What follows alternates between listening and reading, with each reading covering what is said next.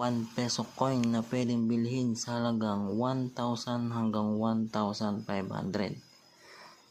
Makinig lamang po kayong maigi at tapusin po ang video, mga kalakwatsero noipi. Makikita nyo po, hawak ko po itong 1 peso Jose Rizal NGC coin. At kung makikita nyo po, ang taon na ito ay year 2018. Meron po akong hinahanap na hard to find na 1 peso na year 2018. Ang hinahanap ko pong year 2018 ay yung upper mint mark po. Dito po, yung mint mark po niya na dito. Kagaya po nito.